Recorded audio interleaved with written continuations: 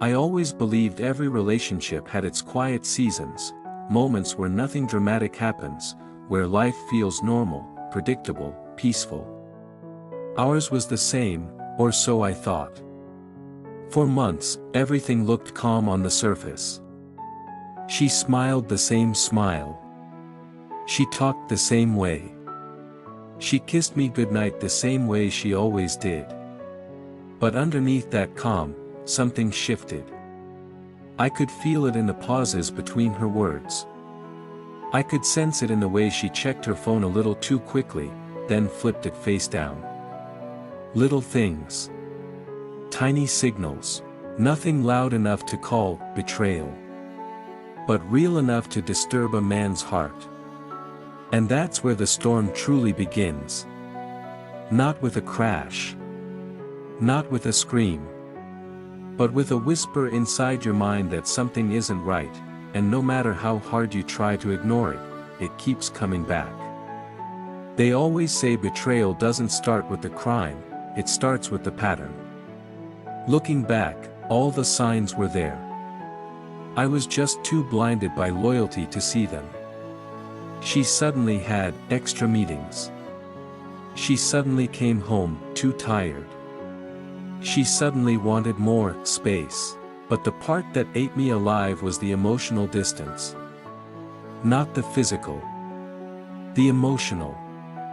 She laughed a little less with me. She touched me a little less. And when I spoke to her, it felt like her mind was miles away. She wasn't gone yet. But she was already leaving. Emotionally. Quietly. Slowly disconnecting from me while smiling to keep me calm. And I, an idiot in love, kept believing everything was fine. Her phone. God, her phone became the center of everything. She guarded it like a wild animal guards its last piece of food. If it buzzed, she jumped. If it rang, she walked out of the room. If I asked who it was, she always had the perfect answer. Too perfect. Too rehearsed. Like she had practiced her lies before saying them. And the worst part? She started sleeping with the phone under her pillow. Who does that? People with secrets. People with conversations they don't want you to see. People who smile at you in the daylight but live a second life when the screen lights up. But I still stayed silent. Still trusted her. Still believed in something that had already died. It was a Thursday night. She came home later than usual, hair messy, makeup smudged, and a smell I couldn't recognize. Not perfume. Not sweat. Something different. A different cologne. A different air around her. Something that didn't belong to our home. I asked her, "Where were you?" She answered too fast. Too confidently. Work. Overtime. But her eyes said something else. Her eyes said the truth she didn't speak. And at that moment, something in me broke. But I didn't accuse her. I didn't fight. Instead, I started watching. Observing. Recording the details in my mind, because the truth always shows itself. You just have to stop pretending not to see it. The next morning, fate decided I deserved clarity. Her phone lit up. She was in the shower. I didn't touch it. But the preview notification popped up on its own, a name I didn't know. A message I'll never forget: "Last night was perfect. I can't stop thinking about you." And my entire body froze. I wasn't angry. I wasn't shocked. I wasn't even heartbroken. I was empty. Completely empty. Like my soul stepped outside of my body and watched everything from above. I whispered to myself, "So it's true." But I still didn't explode. I still didn't confront her. Because when someone lies to your face, you want proof. Solid proof. And I decided I would get it. I didn't sleep that night. Not even for a minute. I kept replaying that message in my mind, imagining 100 different scenarios, 100 different lies she might tell to cover it up. But I knew one thing for sure: if I confronted her without proof, she'd flip it on me. Make me feel guilty. Manipulate the situation. Cheaters are masters at turning themselves into the victim. So I needed evidence, undeniable, clear, unbreakable evidence. I started observing her more carefully. Her schedule, her routes, her excuses. And slowly, a pattern formed. She always worked late on Mondays and Thursdays. Those nights, she came home glowing. Not the glow of success. The glow of someone who'd been with another person. I decided the next Thursday would be the night I finally learned the truth. Not by asking. By watching. Thursday came. She dressed nicer than usual for overtime. A bit more makeup. A nicer blouse. Perfume she almost never wore. I told her I had plans with friends. A perfect alibi. She smiled, too happily. Then left. I waited 15 minutes. Then followed. I stayed 2 cars behind, lights off when I could, heart beating like a drum in my throat. She didn't go toward her office. She didn't even go toward the city. She went somewhere I never expected. A quiet neighborhood, far from everything familiar. She parked behind a cheap little bar. And then I saw him. A man. Tall. Confident. Walking up to her like they'd done this 1,000 times. She didn't hesitate. Didn't think. Didn't look around. She ran into his arms like I never existed. That moment shattered something inside me permanently. I sat in my car, gripping the steering wheel so hard I thought it might break. I watched them through the windshield. Laughing. Touching. Holding hands like lovers who had no worries in the world. All the while I sat alone, like a ghost watching his own life fall apart. They walked inside the bar, and I followed on foot, keeping my distance. From the window, I saw them at a small table, faces close, her hand on his knee. She looked happy. Not guilty. Not conflicted. Happy. And that was when I realized something brutal: she wasn't making a mistake. She'd already chosen. Chosen him. Not in one night, but slowly. Gradually. Piece by piece until nothing was left for me. I recorded everything. Not out of revenge. Not even out of anger. But because I knew one day, she would try to rewrite this story. Try to make herself the victim. Try to pretend she didn't mean to hurt me. Cheaters always rewrite the past. They always twist the truth. I filmed them laughing. I filmed them holding hands.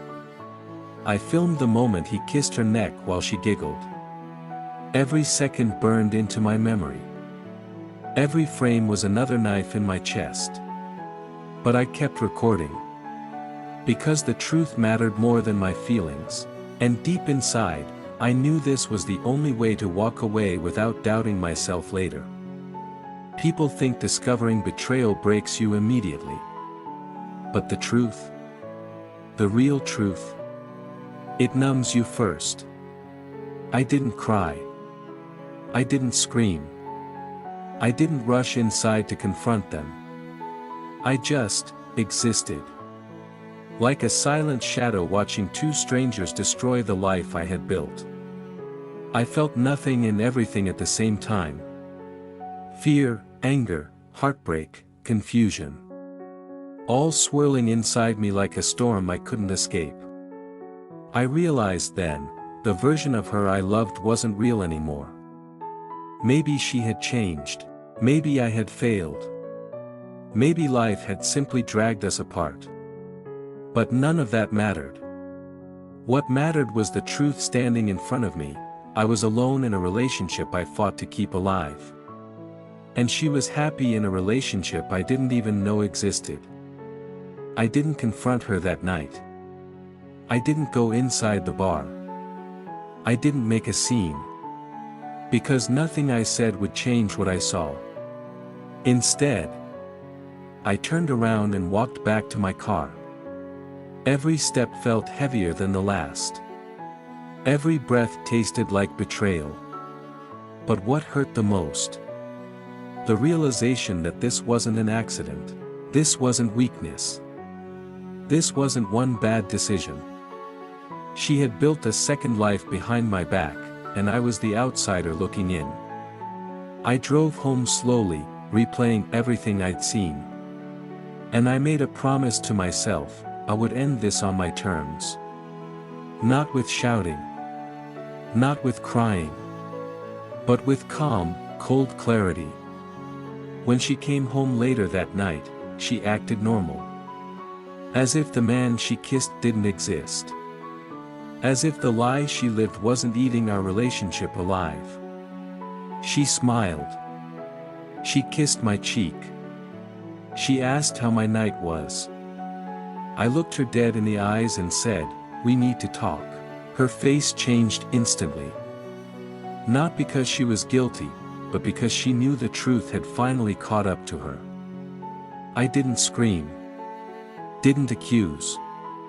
Didn't throw anything. I simply played the video. Her smile faded. Her breath shook. Her excuses died before reaching her lips. She couldn't deny it. Couldn't twist it. Couldn't manipulate it. The truth was right there, undeniable. Unavoidable. Unforgettable. If this story hits you, you can support the channel with a quick hype. The second the video ended, she started shaking. Not from guilt. From fear of losing control. Because cheaters don't fear hurting you.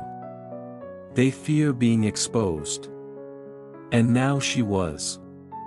She opened her mouth, reaching for any excuse that could save her narrative. It wasn't what it looked like. We were just talking. I was confused. He kissed me first. I didn't want to hurt you. But each lie fell apart under its own weight. I stayed silent, and my silence terrified her more than shouting ever could. Because she finally realized something she never expected, I wasn't fighting for her anymore. I wasn't begging. I wasn't trying to save anything. I was done. And nothing scares a guilty person more than the moment their victim stops trying. When she realized her excuses meant nothing, the truth started slipping out. Not the truth she tried to design, but the truth she had been hiding for months. She admitted she met him at work. They just connected. They understood each other. He made her feel seen. All the typical lines cheaters memorize before they cheat. She claimed she didn't plan it. But betrayal is never an accident. It's a series of choices. Choices she made every single day, while still sleeping next to me, while still using my love as a shield for her secrets. The truth hit me harder than the video. She didn't cheat because of something I lacked. She cheated because betrayal was easier for her than communication. She chose the path of destruction. Not because she needed to, but because she could. She said something that carved itself into my memory forever. Something I'll never forget. She whispered, "I didn't think you'd find out." Not, "I'm sorry." Not, "I regret it." Not, I didn't want to lose you. No. Her biggest fear wasn't losing me. It was losing her secret. That sentence taught me everything I needed to know. I wasn't her partner. I wasn't her love. I was her safety net. Someone she kept around for emotional comfort, while someone else satisfied the parts she hid from me. And in that moment, the heartbreak turned into absolute clarity. She begged. She cried. She promised the universe. She fell to her knees, grabbing my hands, desperate to rewrite the story she broke. But betrayal is a line you can only cross once. After that, nothing is the same. Trust becomes ashes. Touch becomes cold. Love becomes a memory. And I realized something powerful: walking away wasn't losing her. It was finding myself again. The version of me that trusted, that gave, that loved fully, deserved better. Deserved honesty. Deserved loyalty. And definitely deserved someone who didn't treat love like a game. So I took a deep breath, and I told her, I'm done. Not with anger. With peace. I packed my things slowly, carefully, deliberately. Every item I placed in the suitcase felt like closing a chapter. She followed me around the apartment crying, begging, reaching out, trying to touch me. But I had become untouchable. Something inside me had hardened. Not in a cruel way, in a necessary way. Because when someone breaks you this deeply, you either collapse, or evolve. And I chose evolution. I chose to leave with dignity instead of staying with resentment. The quieter I became, the louder her regret sounded. Her sobs echoed through the room as I walked toward the door, but I didn't turn back. Not once. Because if you look back at a person who destroyed you, they will pull you right back into the fire. People think the pain ends the moment you walk out the door. But freedom has its own weight. The first night alone, the silence was brutal. No footsteps. No breathing beside me. Just emptiness. A raw, heavy emptiness that felt like standing on the edge of an unfamiliar world.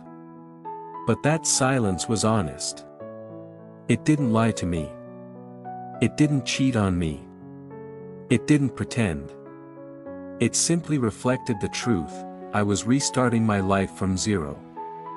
And even through the pain, there was a strange sense of power. Like my soul was rebuilding itself piece by piece, stronger than before, wiser than before, harder to break than before. Heartbreak changes you. But betrayal? Betrayal transforms you. It forces you to see people clearly. Not as you wish they were, but as they truly are. I realized loyalty is rare. Honesty is rare. And genuine love is something you must cherish when you find it. But when someone shows you their darkness, believe them the first time. Because the person who betrays you once has already rehearsed betraying you again. I learned that love without trust is a cage. And leaving that cage is the first step toward becoming the person you were always meant to be. I didn't heal overnight. I didn't suddenly become strong. But each day, each breath, each small moment of peace, brought me closer to the person I lost. Myself. Now, I no longer ask why she did it. I no longer blame myself. I no longer miss the memories. Because I understand something vital: walking away wasn't the end of the story. It was the beginning of a better one. A story where I protect my heart. A story where I value myself. A story where betrayal becomes fuel. Fuel for growth, fuel for strength, fuel for becoming someone who rises instead of breaks.